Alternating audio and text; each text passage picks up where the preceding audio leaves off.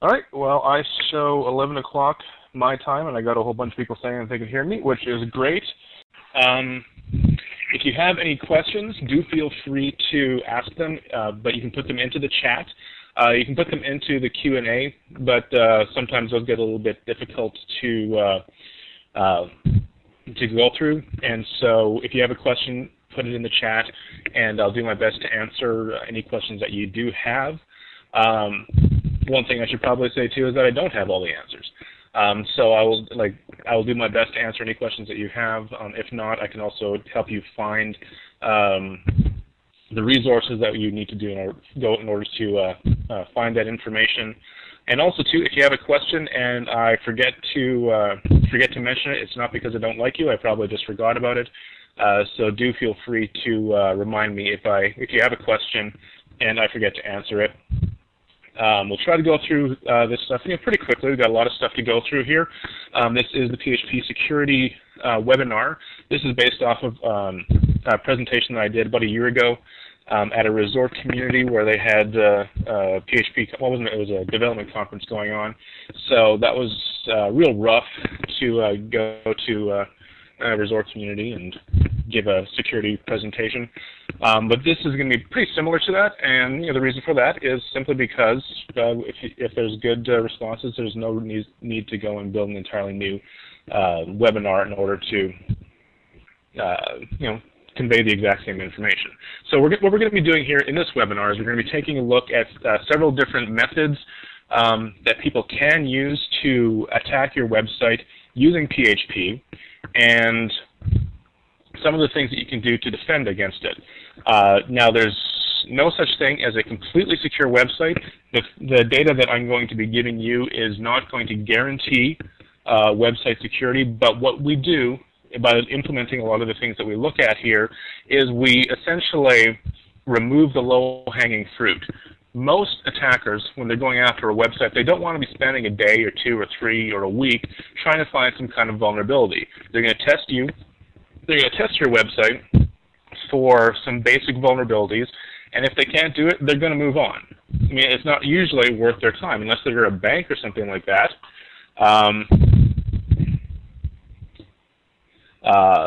Then that's maybe something where people would be doing that. But typically, when you're dealing with an application, you're going to be looking at, or attackers are going to be looking for low-hanging fruit, easy entrances into your website. And what we're going to try and do is we're going to try and make those easy entrances as difficult as possible.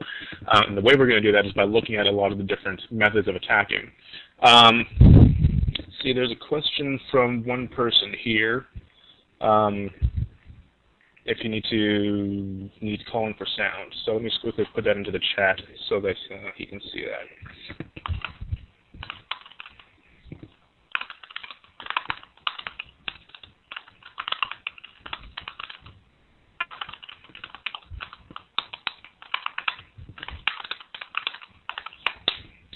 Now, one of the things that I like to do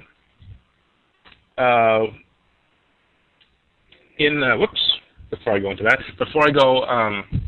one of the things I like to do when I'm giving a topic like this or any kind of a PHP topic, I like to do things kind of a little bit live, meaning that what I have, when I go through the information that I have here, I like to be able to type it out. I like to be able to work through it so that you can see kind of the thought process that I'm going through here. That said, sometimes that means that there's going to be some little issues that pop up, or all of a sudden my hard drive is going to start spinning or doing something like that. So sometimes when you're doing something live, issues like that do come up, and so we'll try to minimize those, of course, but at the same time, those kinds of things happen, and if they do, I do beg your forgiveness, but we'll try and do as much as possible. Okay, so the first thing that we're going to look at is our disclaimer. Because you can use a lot of the information here for evil purposes, if you want to say it that way, we're asking that you don't. You can Google a lot of websites. There's a lot of things with the stuff that you're going to be learning here today can go directly out onto the web, and you will be able to find vulnerable websites. We ask that you only do that to your own website, where you are the one that's in charge. Basically, you're the one who would end up getting hurt if you misuse it. And by doing that, it basically makes sure that you understand the concepts that we go through, but you don't damage other people's data. If you're going to damage anybody's data, damage your own, essentially. So anything that you learn here, if you're not familiar with it and you want to try it out,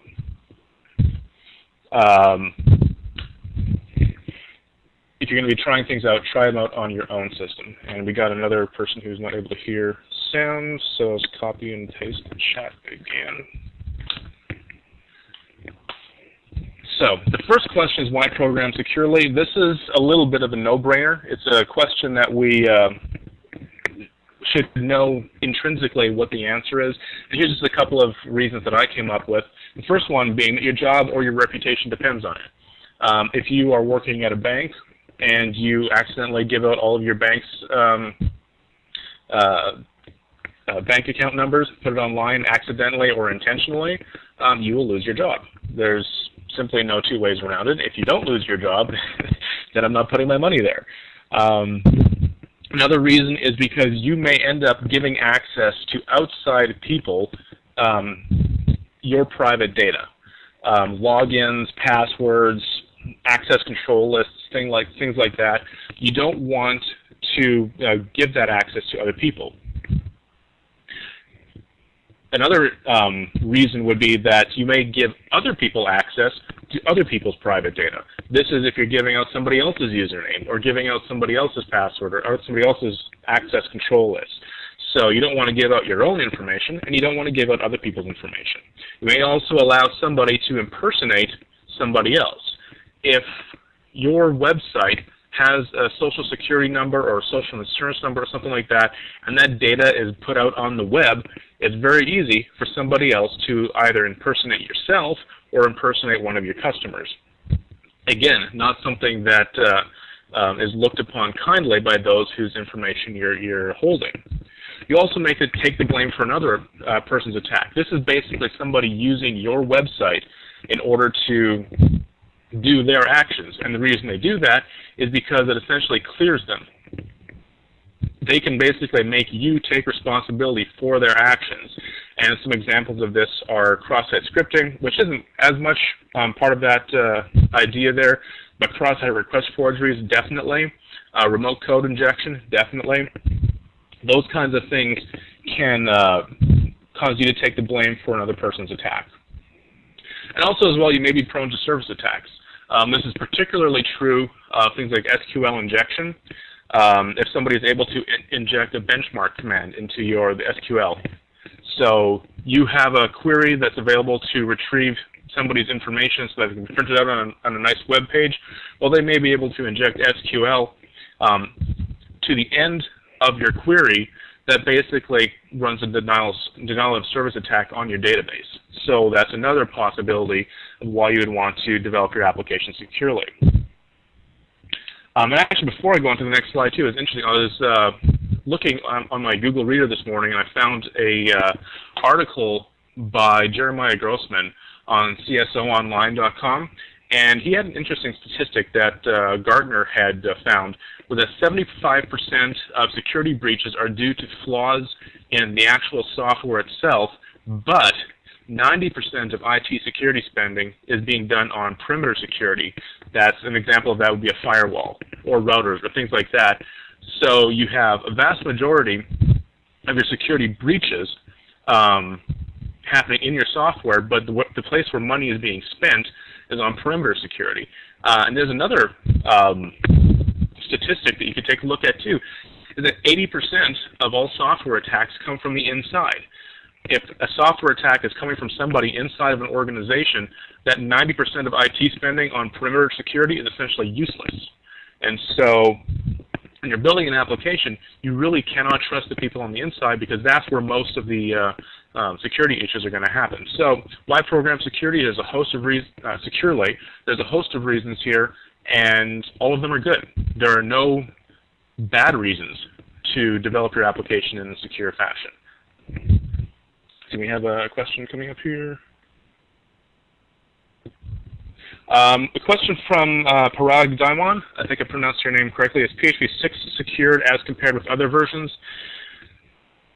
Well, first of all, PHP 6 hasn't been released. So in the current iteration, I would actually argue that it's not, because it's not even completed yet. And so there's probably going to actually be currently more security vulnerabilities in PHP 6. Some things that PHP 6 do differently, though, may help guard against that. But as it stands right now, since PHP 6 has not been released yet, I would say that it probably isn't as secure at this point. Constantine is asking if I have a URL for the article. I do.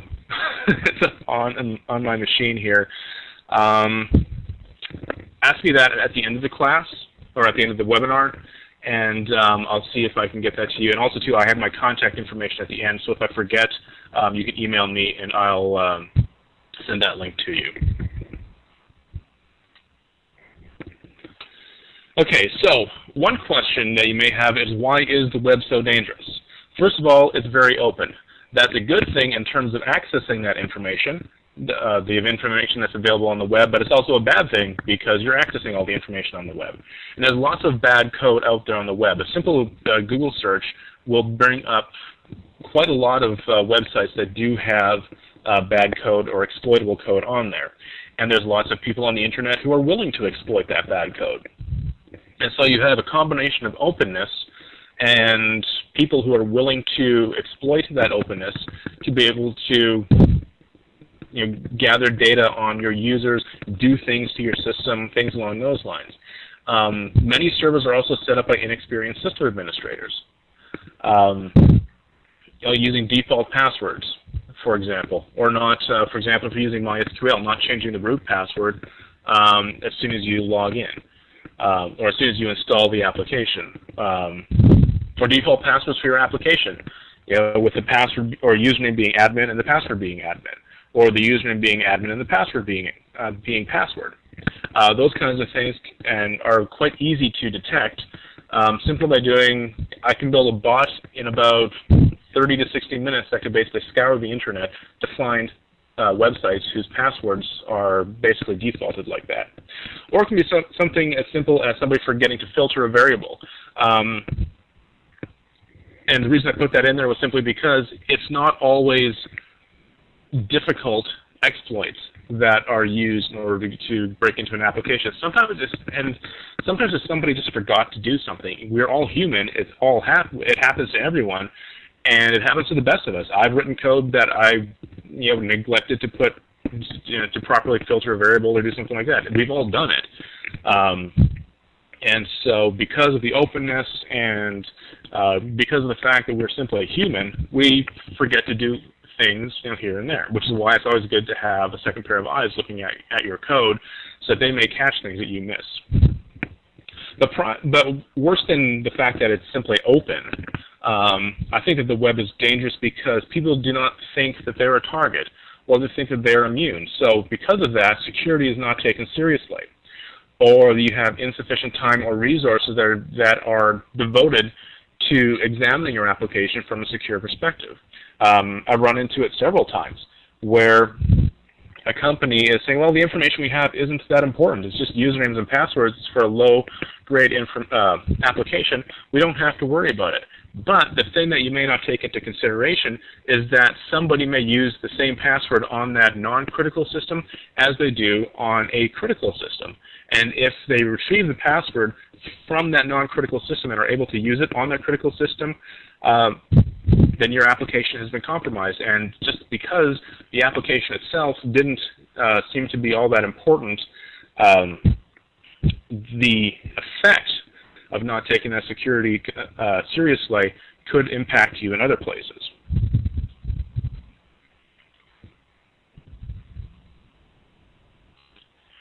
So we have a question here. We talked about Linux hosting PHP, but how about Windows being secured to use PHP?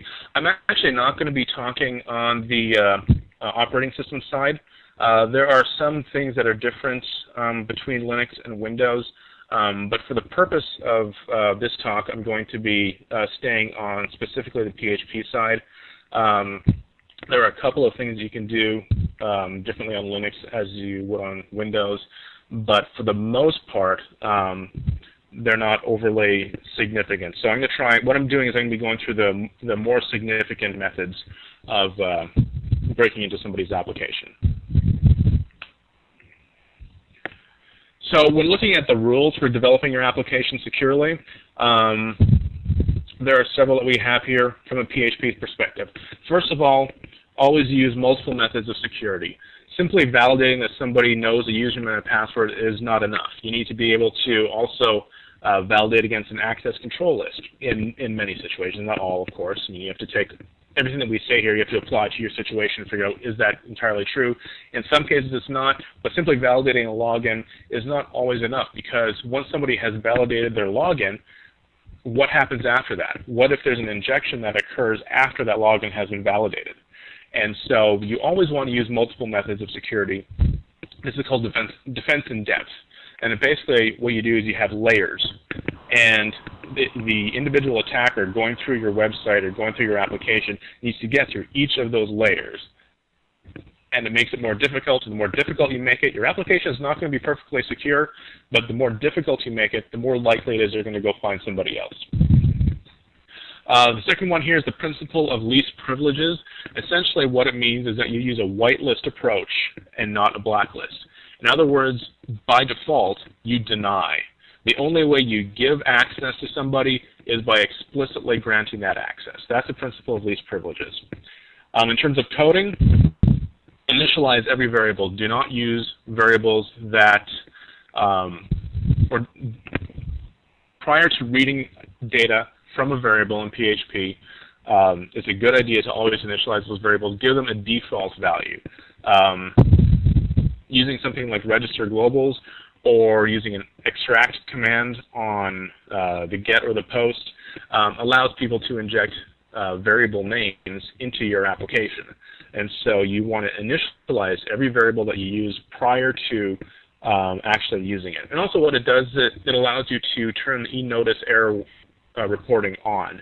By turning e-notice on, that will notify you when you're using variables or reading variables that have not had data previously attached to it. And so that gives you a little bit more insight into your applications, and you see all these notices. You turn display errors on in your development environment, and so it basically breaks the look and feel of your application and forces you to initialize or handle those variables as they're being used. So we have another question. We'll get to that in a bit. Cast variables when appropriate. If you're dealing with SQL, one of the easiest protections against SQL injection is to cast your data to an integer when you're dealing with a primary key, an auto-incremented primary key. So that way it forces your application to say, hey, if I'm working with an integer, I don't accept text. Text allows you to do a lot of things. And not just text, but other, not control characters, but things like the left angle bracket or right angle bracket. Those can be used to inject HTML into your application. And so if you cast that to an integer, all that stuff is gone. The next one here is don't store sensitive data in the web tree. This is essentially your document root. This is the publicly accessible information that is on your website. It may not be viewable by simply going to a directory, but it may exist. So if you put your database connection information inside your document root, it is technically possible to be downloaded directly off of your web server, completely bypassing any other kind of security that you have in place.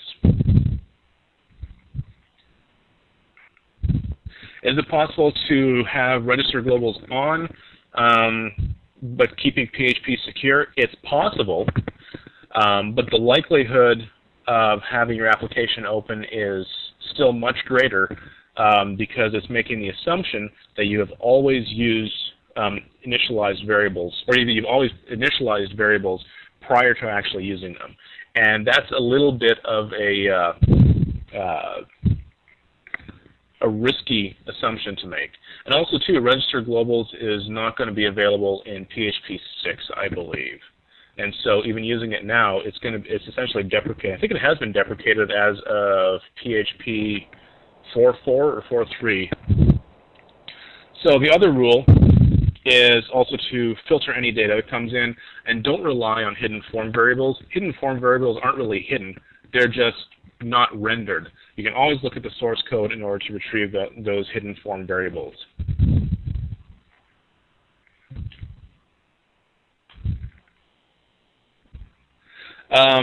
Chris is asking, can you have something like con.inc.php and it be protected? Yeah, I mean, that's what you're doing. Well, as long as you don't have any code in there that can be used to do bad things. For example, if it uses an unfiltered get element, that would definitely be a better practice. And the reason that Chris is asking this is having con.inc.php is because you just do con.inc. Typically, a web server is going to download that file as text. In other words, it's not going to execute it as PHP code, and so you're essentially downloading the source code at that point. But putting the .php at the end of the file name will cause PHP to execute the file, but if there's no code to execute, it only contains configuration data, then nothing's going to happen. So that's the question that Chris is asking there in the Q&A for those of you who are wondering what I was talking about there. So it's more protected. I personally like to have all of my data outside of the web root or out of the document root, but by using .php extensions on your file names, then it is more protected than if you do something like .inc. So the last rule, and this is probably the most important one, no matter how much they cry, no matter how much they beg, never ever trust your users. Because by doing that, you're assuming that they're this, but you have absolutely no way of being sure that they aren't this. And the reason for that is because identity validation is based not on who we are, but on what we know.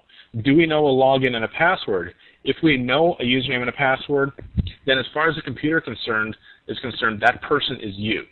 So you don't actually validate identity, you're simply validating knowledge.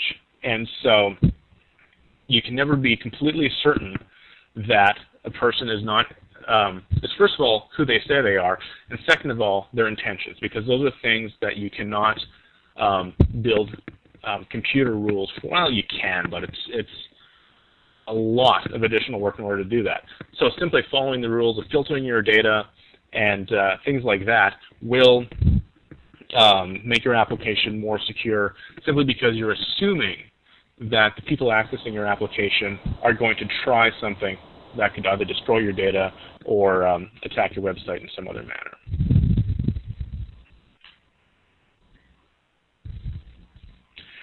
We'll talk about sessions a little bit later on.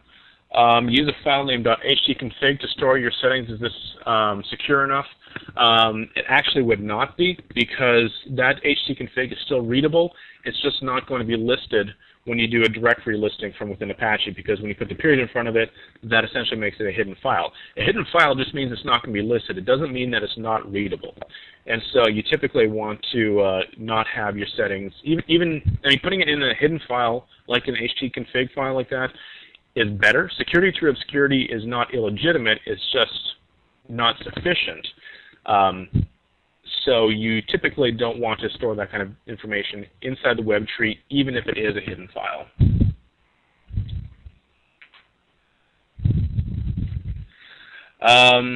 And Clive is asking a question about web hosts who don't allow files outside of public HTML to be included.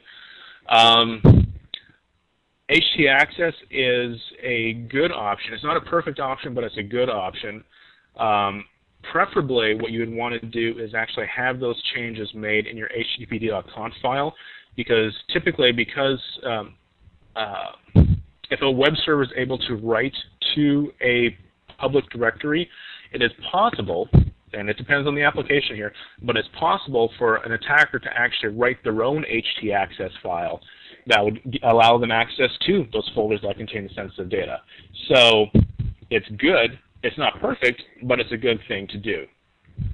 And I would consider that on a public hosting provider, that's the bare minimum, using the htaccess file to deny sensitive information.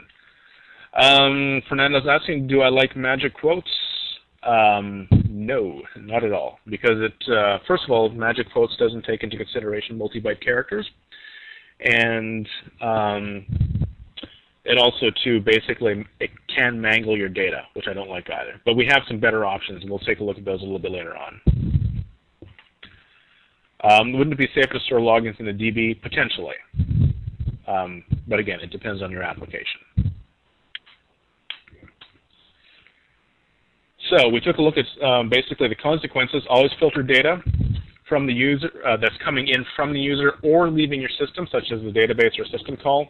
Always escape output, basically meaning that data is never displayed in its raw form when it's being displayed to the user. And anytime that you have some kind of optional security configuration, for example, an access control list or something like that, use a whitelist approach, don't use a blacklist approach, essentially meaning that people need to be given explicit permission to access a resource as opposed to having an explicit denial. So they need to, basically what that does is that forces them to have some kind of actual permission explicitly stated in their application. So these are the basic types of attacks that we're going to be taking a look at. There are 8 attacks here, and we have about 30 minutes. That means that we're going to be going through this pretty quickly. So we have SQL injection, which is basically when an attacker is able to inject their own SQL into a query that you have built. Cross-site scripting, which is used to inject code onto a third-party website. Cross-site request forgeries is when you inject code onto a third-party website for the purpose of having somebody else execute a command on the web server.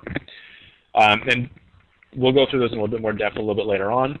Command injection, that is when you can enter a shell command and run a shell command on the web server and basically inject your own command into it. Remote code injection is when somebody can inject their own PHP code into your application and basically run it on your website. Session hijacking, that is when you take over somebody's session.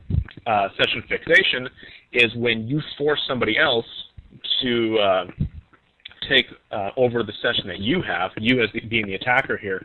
And we're also going to look at cookie forging and how simply using cookies to do any kind of ACL, access control, or anything like that is simply not sufficient. And we'll show why that is. So the first thing that we're going to look at here is SQL injection. And basically the purpose of that is to insert data into SQL statements. And this is basically how I'm going to be going through most of the actual technical content. We're going to be taking a look at some of the code. And I'm going to be using Zen Studio for Eclipse here. And I think I had test. So let me create a new file here called test2. Let's do a simple SQL injection. So you have con equals new. Actually, no, we'll just do this. Select star from users where user ID equals get ID. Actually, get ID. So then we'll do echo SQL. So I'll go back to my browser here, and we'll do test2.php. And we see select star from users where user ID equals nothing at that point. So we'll do ID equals 1 where user ID equals 1. This here, there's absolutely nothing wrong with this query. It's as secure as it's going to be. But the way we build this query is not sufficiently secured because I can do this and wipe out the entire user table. And why can I do that? Because this semicolon is essentially splitting up the queries from within, or basically terminating that one query and allowing the next query to execute. So simply by adding this code here to the end of the query string, the attacker has deleted all the data from your users table in your database. This is essentially what SQL injection does. So you can see here what can happen because of that. Let's see. I should mention that this would not work on MySQL. I've actually done this on MySQL.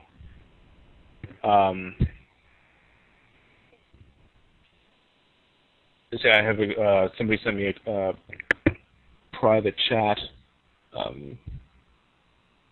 Would you be able to tell me why this wouldn't work on MySQL? I know that in some databases, the semicolons are ignored, but I have specifically done this on MySQL. And so you have these two queries that are actually going to be run within the same execution time.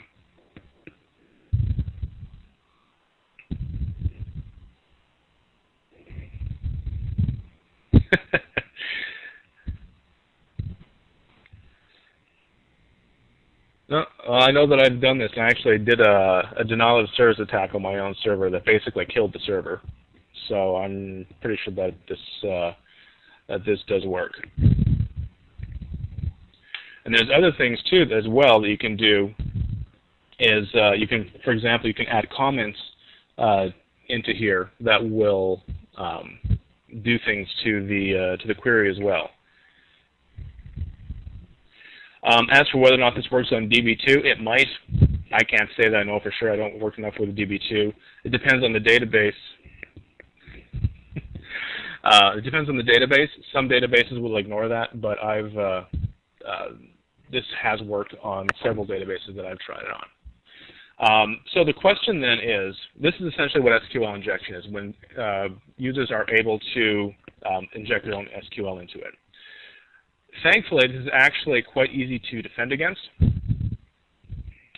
The first one is whenever it's possible, for example, when you're dealing with a auto-incremented primary key, simply cast it to an int. So we do this, cast it to an int, we'll hit refresh on there, and this code is completely removed.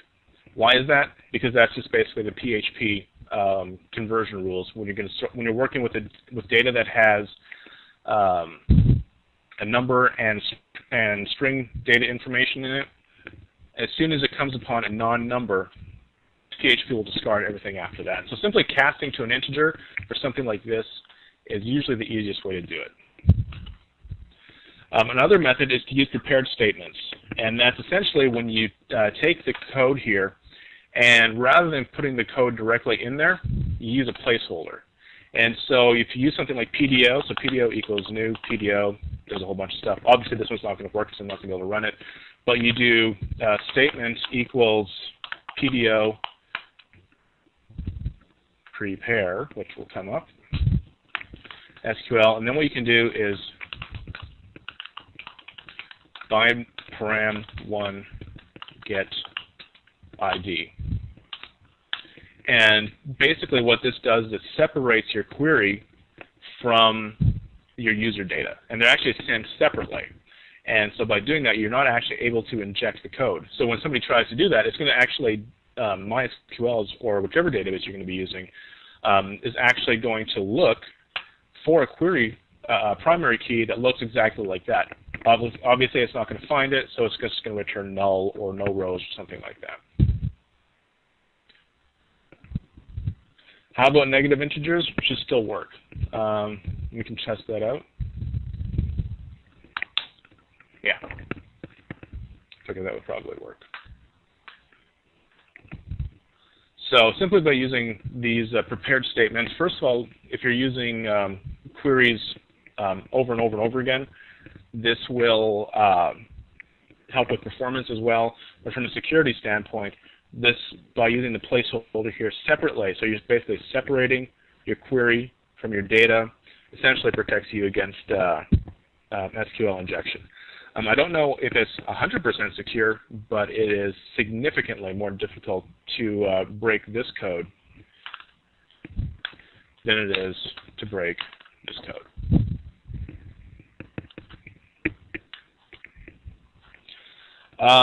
If you're not using, or if you're not able to prepare statements, the escaping that you should be doing should be done using database-specific escaping functions because they'll take into consideration the database. So asking the question whether you not to use magic quotes the database-specific escaping function is still more preferred because it takes into consideration all the rules for that individual database when dealing with escaping it. PDO alternatives, I actually almost always, I have yet to not recommend PDO in terms of database. It's essentially the most modern PDO or most modern database access mechanism in PHP, and it has a whole bunch of additional features. You can use, if you're using MySQL, you can use something like MySQLi, which gives you some additional functionality, but I've always preferred PDO for a variety of reasons that we won't have time to go into, but typically that's the direction that I will recommend to customers. Always validate data is another one. So rather than simply doing this, you could, if you wanted to simply validate this, you could do something like this, where you do if not C-type digit die, depart evil hacker. So I go into here. Yeah, there we go. That's just a simple validation. You don't want to bet the farm on it for something like this because it's going to assume that you're going to remember to validate everything like that. But validating is definitely one of the steps that you want to take when you're looking at SQL injection.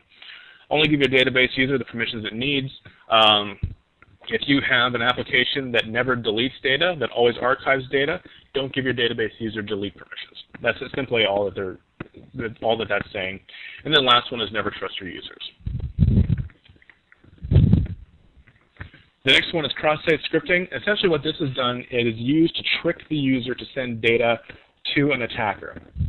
And the reason you're tricking the user is because the user is trusting a certain website when they browse that website, but you have injected data into there that causes either you to receive data about the user or causes the user to go somewhere else. So let's take a quick look at how something like that is implemented. And so do I have an example of that? I don't. So I'll just use this test 2 again. Say you have, actually no, I do have one here. Is it test? No. Okay, I'll just go back to the test 2 here. Say you have echo get message. So we'll go here, go back to test 2, reload, and so you'll have message equals thank you for your submission. And so it comes back, and this is what it's printing out. I'm using a query string-based attack here. It doesn't have to be query string. You can actually inject this into the database, and in fact, quite often you can. But I'm using a query string here so you can see directly what I'm doing. So we could do something like this.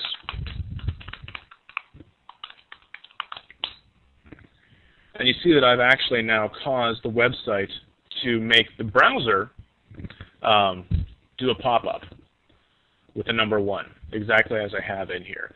Again, this is data that could be in a database, but in this case we're using the URL. This one really isn't all that bad, but what if we try something like here? This is a good example here. Well, let's do this one. Alert, document, cookie. These are all the cookies that are being sent. So what I could do, or I could do this. Here's a good one. Script, location, window, location, href equals.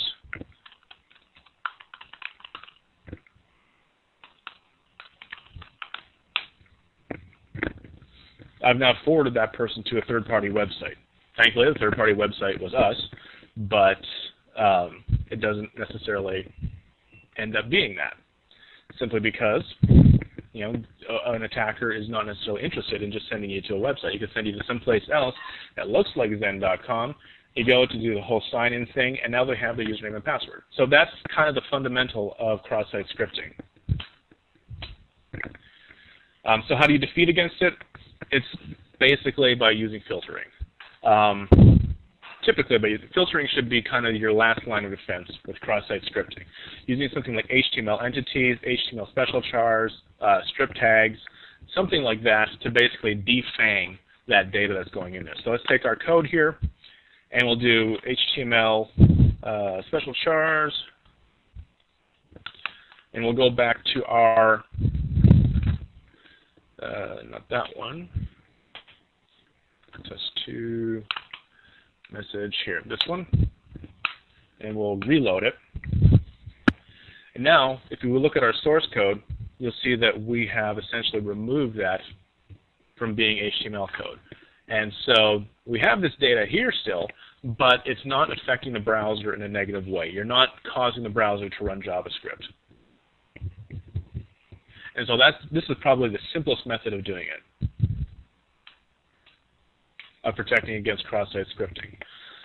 Employ a whitelist if you need to have HTML input. If you don't need HTML input, use script tags. There's no need to render that data. And use script tags when you put that data into the database so that that data is never available. The HTML code is never available after it's been inserted into the database.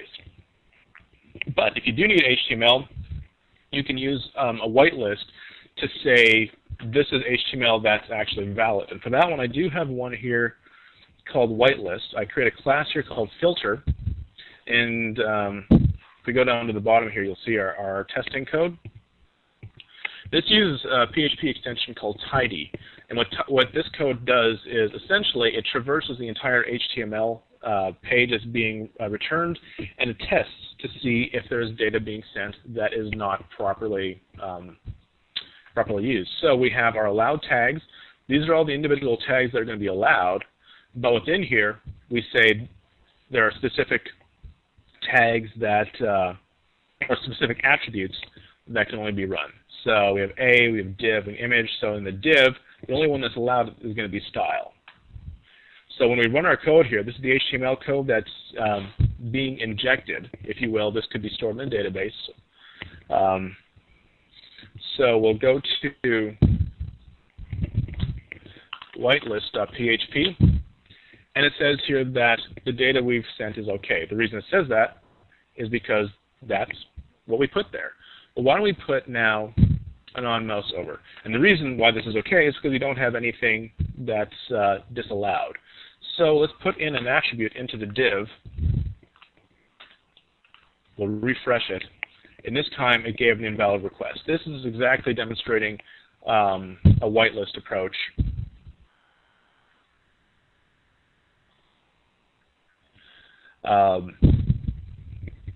Because we have only these tags are allowed. So you can use C-type digits, C-type alnum. For simple fields like names, phone numbers, it won't work for alnum. But don't just also limit the validation to JavaScript. Some people will often put JavaScript validation on their application, but not check to see that if the data that's actually submitted has been properly checked. And so anytime you're going to do any kind of validation, if you're going to do it in JavaScript, you need to also do it on the website because it's very easy to forge a request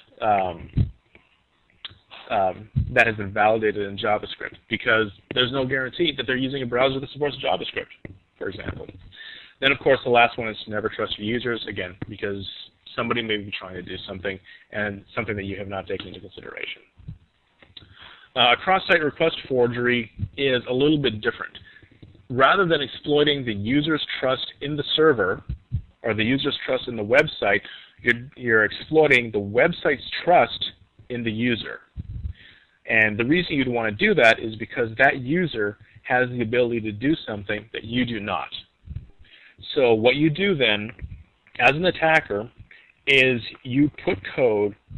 It could be in a comment field or something like that. You put code in that comment so that when that trusted user runs that page or goes to that page, that code is executed by the user to do something on that website.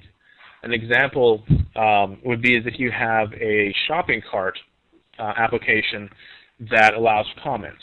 You as the attacker put code into a comment somewhere.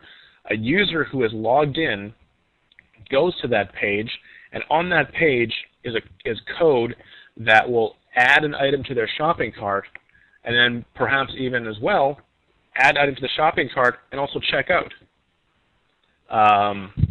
That's an example of what a cross-site request forgery is. Basically causing the website user to do something on your behalf that you don't have access to do, and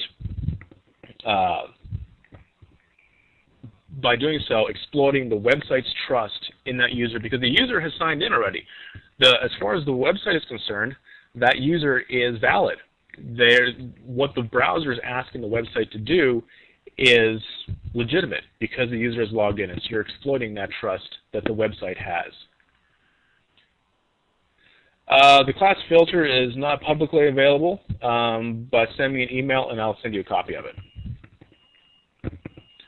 There's no problem with that one, with me giving that one out. So it's an HTTP request, blah blah blah. We already examined that. So let's take a look at some code. Essentially, what that code would look like is something like this. This could be in an iframe, or it could be directly embedded in an HTML comment.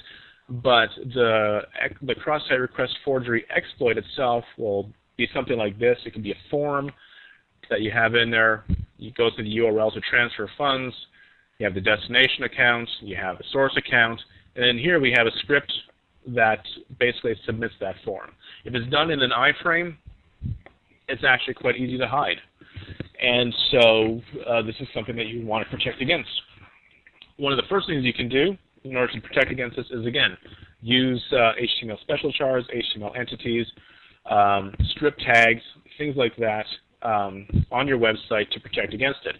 But that assumes that the attack is coming from your website.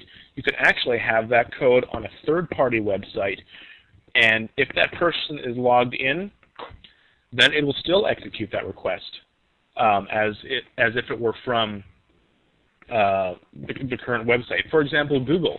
How many people here are logged into Google right now?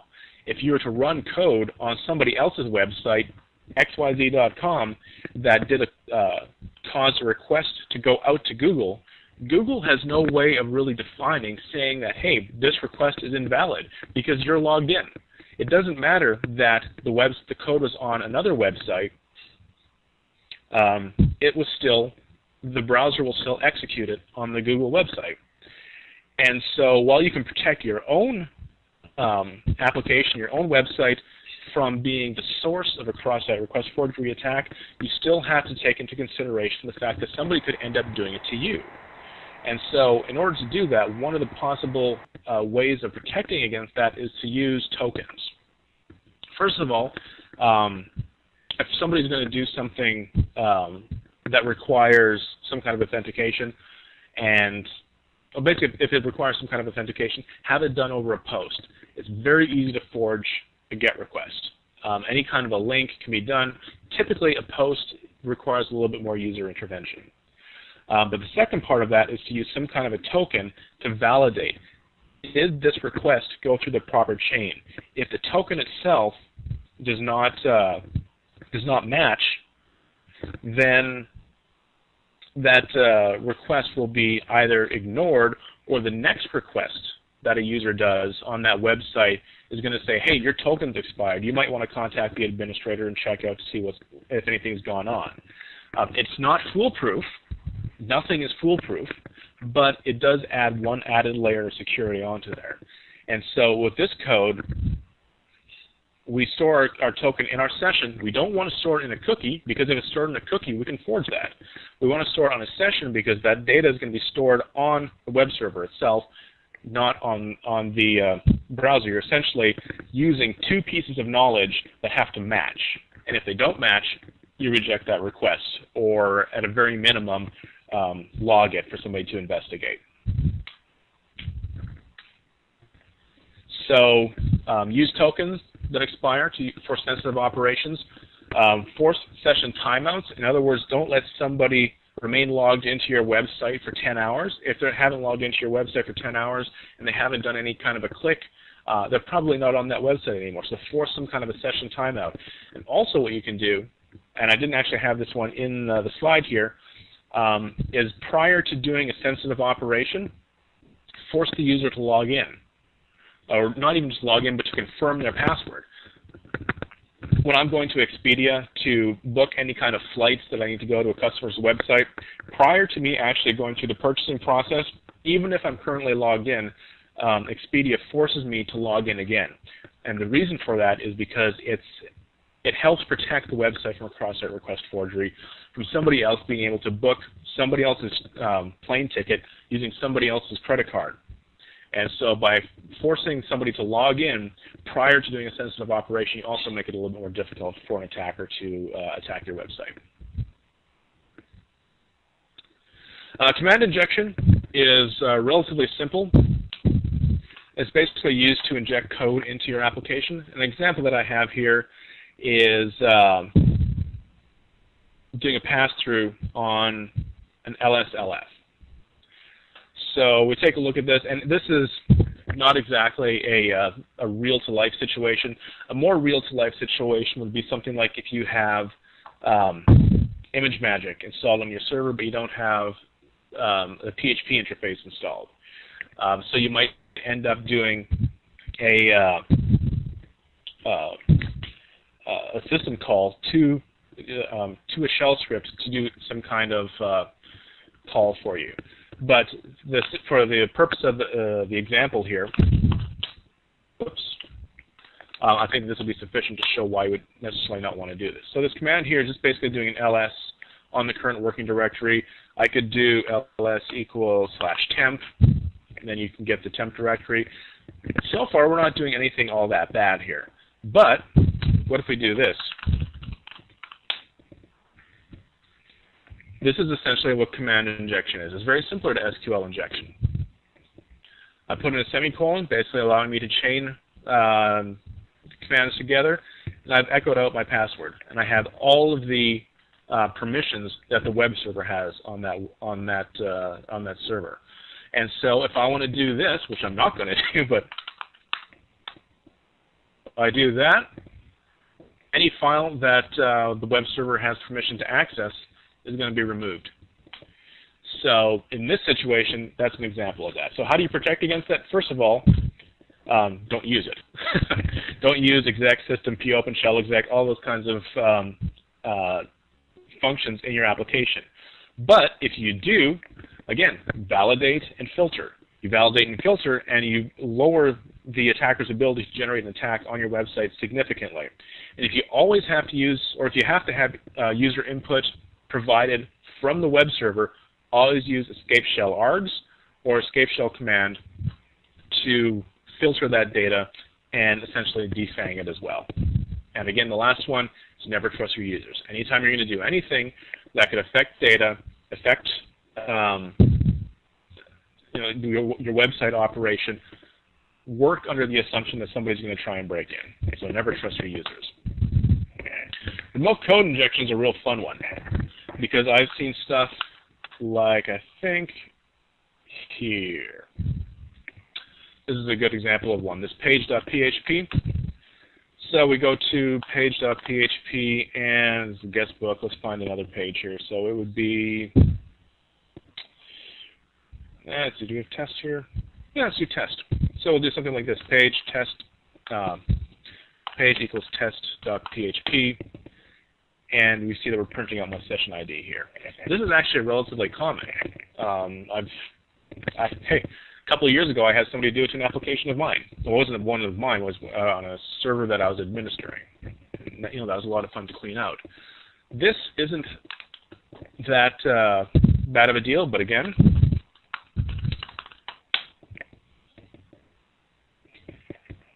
if there's any PHP code on here, it will then execute as my user, as my web server user. And so I can use this to set up some kind of denial of service attack. I could use it to get some kind of other kind of information, download the database, all that kind of other stuff if there's PHP code on here. And the way to protect against this specific one, where you're including it from a remote web server, is actually pretty simple. I have it here at the top. Oops. Allow URL include. As of PHP 5.2, you have the ability to optionally turn on allow URL include. Turn it on or off. By default, it's off, and it really should be. I mean, because there's typically not a reason to do this, but it was an unintended effect of using, kind of the stream wrappers to include files. So as of PHP 5.2, this is something that's been secured against, but you still have the option of doing it if you need it. So if I go to here, and I'll do my Apache restart so I get my new settings set up. I do this, and it basically doesn't allow it. So now we've protected against remote code injection, but this code is still actually vulnerable.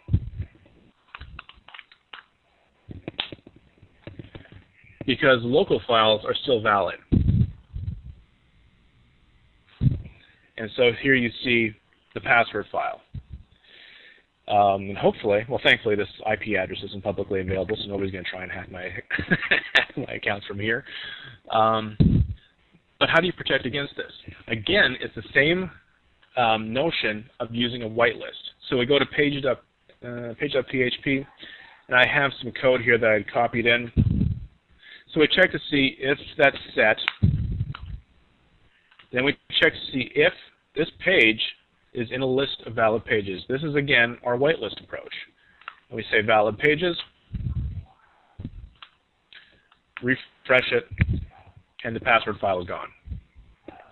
And so this shows you, again, how to use a whitelist and what are the implications of using user data that has not been properly filtered.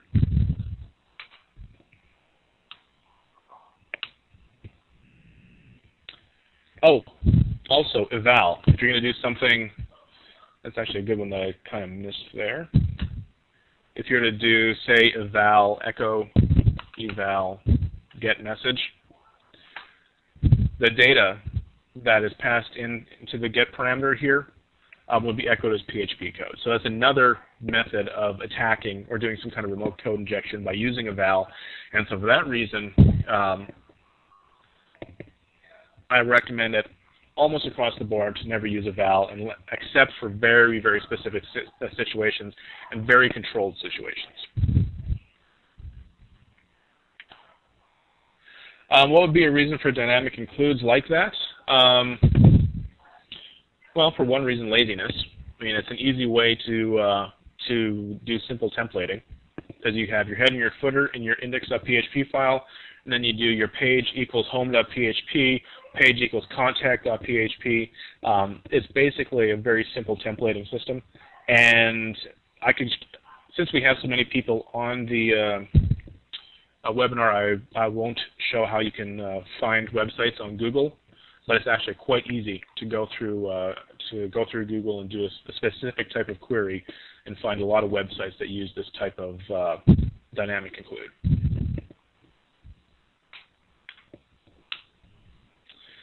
Session hijacking. This is when somebody else has a session and you take over their session, essentially. Usually this will be somebody who's logged in.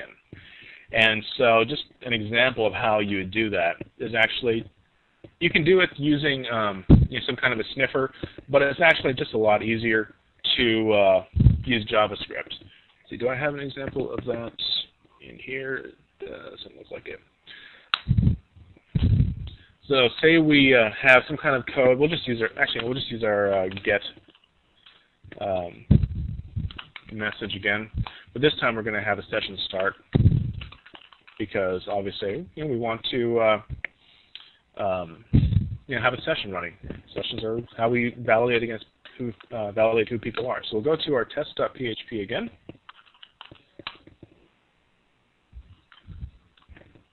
That echo, do I have it? That's weird. Oh, test2.php. Okay, I'm wondering.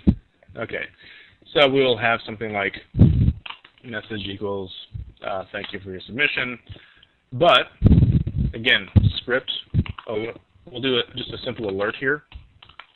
This could be any kind of JavaScript that you put in there. But let's document cookie. And if we look, where is my? Oh, this is interesting. I didn't even think about this. All of the cookies that got sent when I went to the Zen website also got set here. But so here we are. Here's my session ID. I could send all of this using JavaScript to somebody else's website. And so again, when you're dealing with something like this type of session hacking, there's a couple of things that you want to do. First of all, you can use HTML entities, HTML special chars, or script tags, or you can to disable JavaScript or image-based attacks that can happen.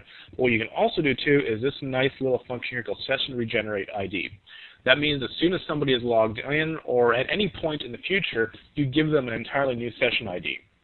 And by doing that, by regenerating that ID, the end user, when they try to hijack that session that exists, that session will be expired, and so they don't have the same permissions they don't have the permissions that they were expecting.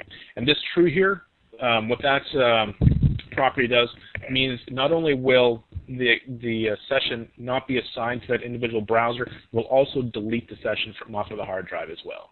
So it's just a little additional piece of security that you can use. You can also validate a session against an IP address, but that shouldn't be complete. You shouldn't reject a request based off of that unless you absolutely know that somebody's IP address is not going to change. An example of something where an IP address could change is if somebody goes through some kind of a proxy, or multiple proxies, or something along those lines.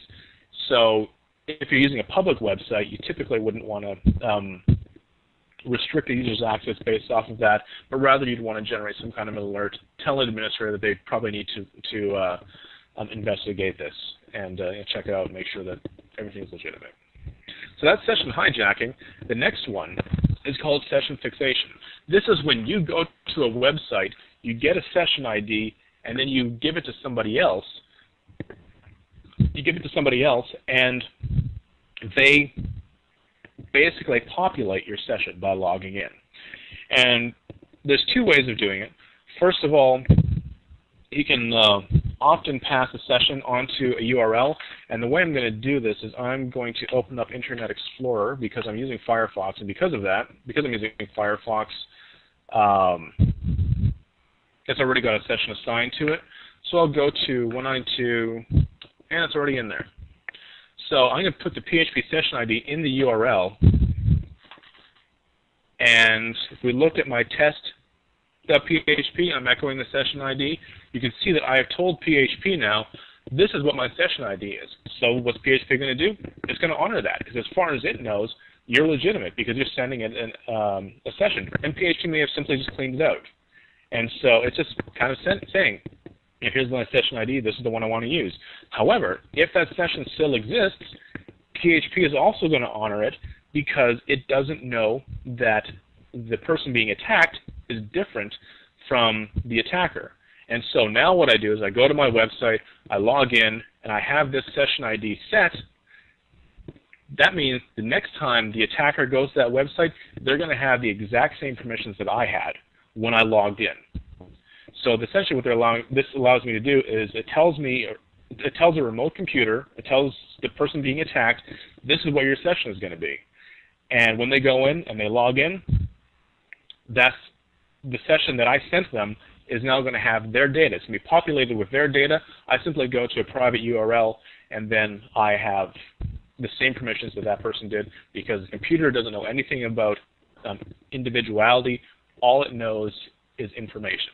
Is that information the same as it was before?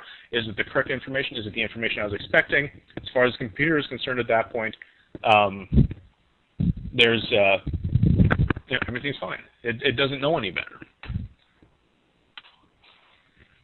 And so how to protect against session fixation? First of all, it's difficult to guard against because that's just the nature of the web. But just like with session hijacking, using session regenerate ID is a great way to do it. Basically, what you're doing then, if you do session regenerate ID, this session name is going to be invalidated. And so the session that the attacker assigns to that individual computer is essentially going to be nullified. And so using session regenerate ID when they're logging in, prior to them logging in, is a good idea. It's also a good idea to do it after they log in too. It's also a good idea to do it periodically over the course of an individual user session in case there's something behind the website, behind the password protected area that the attacker can use to elevate his own permissions. Another option would be to check to see in the HTTP referrer if the current domain doesn't match the other domain, or the domain in the HTTP referrer doesn't match the current domain.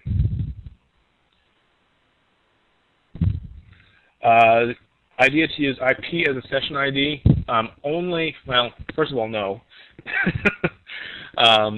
Second of all, it assumes that the IP address is not going to change. And the IP address could change, or it could also be used by other people if you're using a network address translation. So it's typically not a good idea to use IP address as session ID simply because you're not guaranteed a unique unforgeable piece of data.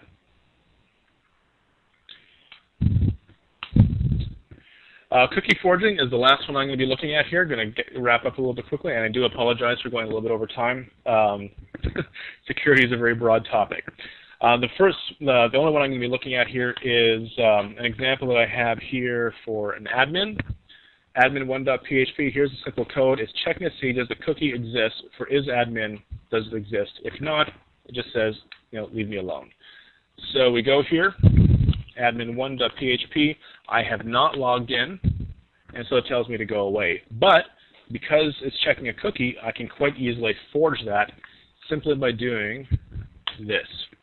Get admin1.php, HTTP 1.0, cookie is nuts. Go up to here again. Is admin equals 1. I have now bypassed cookie-based authentication. So how do you protect against this? Essentially, you don't. Don't use cookies. Use the session handler instead. The end user does not have access to that data. If you must use cookies, encrypt it and salt it based off of secret information. Don't do just a simple MD5-1 because it's the exact same data for the hackers as for you. So you can't just simply hash it. You need to do some kind of encryption so that it's not done. Some miscellaneous good ideas. Turn display errors off in production, on in development.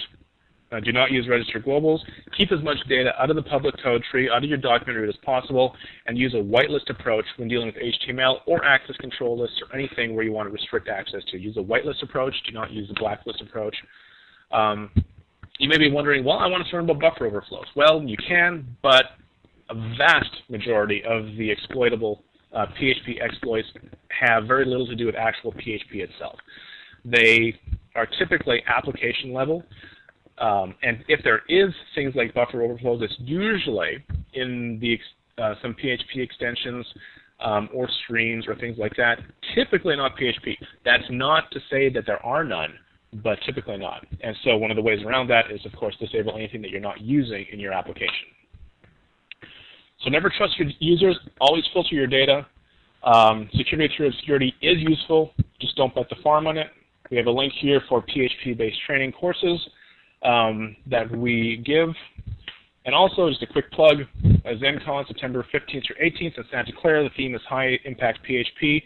It's one of the world's largest gatherings of PHP people. Come a day early, and we're also providing our PHP Security Crash Course, which is a full-day course on a lot of the stuff that we're looking at here.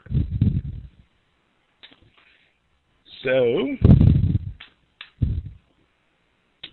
with that, I see a couple of questions here. If you need to go, this is the end of my my part of it, or out of my prepared content. If you have any questions about this, you can feel free to email me. My email address is kevin@zen.com. I'll answer again any question that I am able to answer. If not, I can probably point you to the right place to find that information.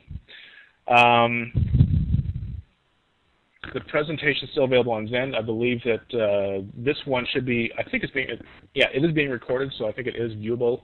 So you should be able to go over it again. I know I went through a lot of stuff. I know I went through it quick. I do apologize for that, but you know, these are the basic attacks that you're going to be running up against in the web sphere. There are more attacks. This is not comprehensive, but these are probably the most common ones out there. Do I recommend Apache web server authentication instead of custom logins?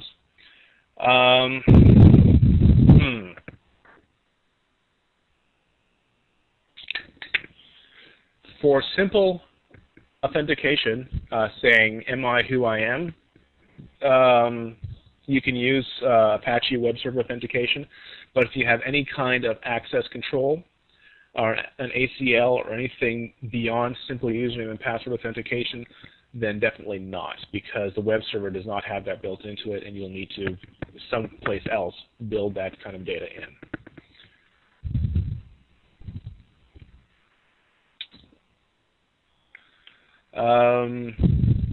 Couple of people. Fernando had a good question here, or good statement. The best user is a dead user. For my next presentation slide, that's classic. I like that. How do you force session to expire? There's a couple of other questions here, but how do you force sessions to expire? You go into, well, first of all, the sessions will expire after a specific amount of time. 1,440 seconds, I think, is the default. You can specify that there.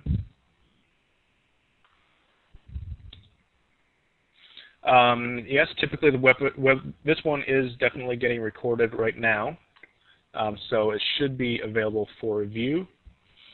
I don't know exactly where that is, but just by going to zens.web, I think it's zens.webex.com, you should be able to find your link and be able to navigate to it.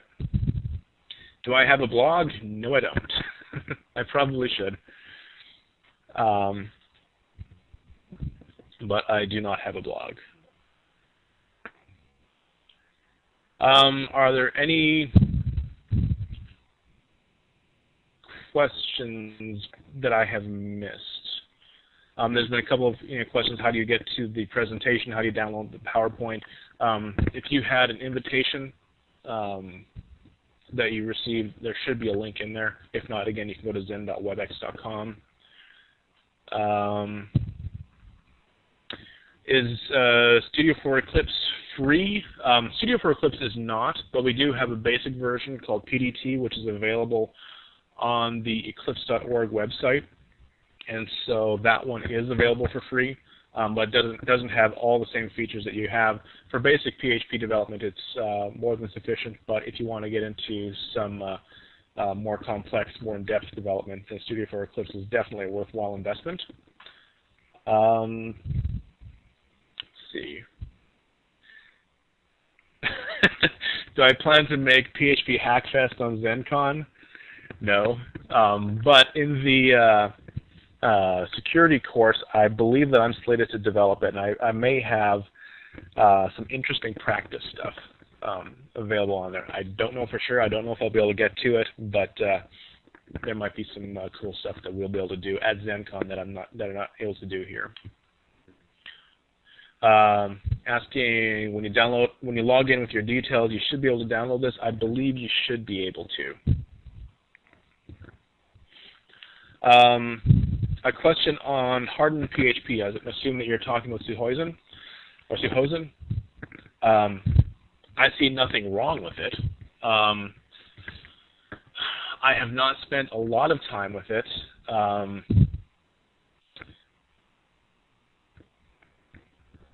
I guess the way I approach it is, it's a good thing to. It's a good thing. It's not a bad thing to have, but I think that when you're looking at your application, the individual application security is probably something that you need to spend more time on than worrying about things that hardened PHP does. Hardened PHP is good. Don't my hesitance for saying that it's bad. It's not. But there is a lot of overhead involved in running it. I haven't done actual benchmarks on it. I don't think I have, at least. But a lot of the checking and things like that that's done is a significant amount of overhead on it. Again, it's not a bad thing. It's just one of those things that you need to look at it and look at your application first prior to going with something like hardened PHP, because that's where most of the security exploits are going to be done through, is through your application. There is, Omar is asking if I know a good book on PHP security. The person who knows the most about PHP security would probably be Chris Shiflett. Just Google him, and he, I believe, has written a book that goes through a lot of the stuff that I've gone through here. It definitely goes through it more in depth than I have, simply because he has hundreds of pages. I have 60 minutes. I took 70 minutes of those 60 minutes. Is there an existing PHP compiler?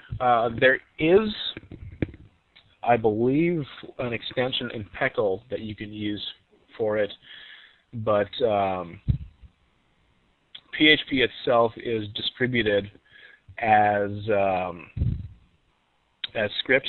If you want to use something like, there is available obfuscation, which is not a compiler, but if you're concerned about revealing your source code, you can use obfuscation to hide the source code, essentially.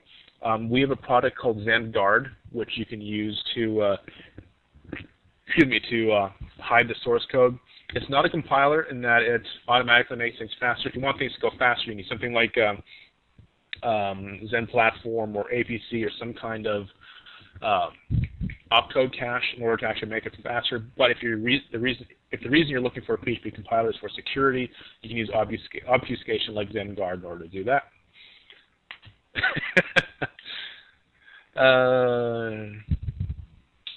It cannot be run as an executable program.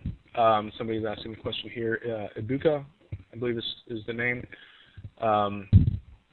It's typically not. Again, I think that there is a Peckle extension that you can use to compile PHP, but it's not. I don't know how strongly it's supported, or even if it may in fact still be experimental. But it won't actually run itself as a Win32 executable program. It'll be it'll basically run like Java, where PHP is your JVM. I got a couple of people asking how Chris's last name, I believe, is either, I think it's this, either one T or two T's. I'm sure that Google would correct me if I was wrong. Non-studio related question. This is about ZenStudio for Eclipse. Why can't one select a block and move it by dragging to another line? I don't know. And so I have the John is telling me that I have the right one, the right spelling of the last name. Where can you get the obfuscation program? Zen.com is a great place to start. Yes, shiflet.org. That's the one. Actually, I send it to host and presenter. I'll send it to everybody else. Let's see. ADODB is a good option for PHP security. Missed my opinion on PDO. When you're talking about ADODB, I'm assuming that you're talking about using COM access. If so, I would think that it is not. Thank you, Kevin Bond. So my opinion on PDO is that for PHP, it's the greatest thing since sliced bread, because it makes for much easier SQL queries, much more secure by just a matter of changing your practice on it. So I think that PDO is a real good extension to PHP. Where can you get the program to make it run as an executable? You'll have to go to php.net in order to get that information. I don't know exactly, because it doesn't technically run it as an executable. And I'm running out of, I'm going way over here on my time. Unfortunately, I have no more time to answer any more questions. But again, Kevin@zen.com. If you have any questions, I will definitely get to them. and I hope to see you at ZenCon, and looking forward to seeing you there. Talk to you later.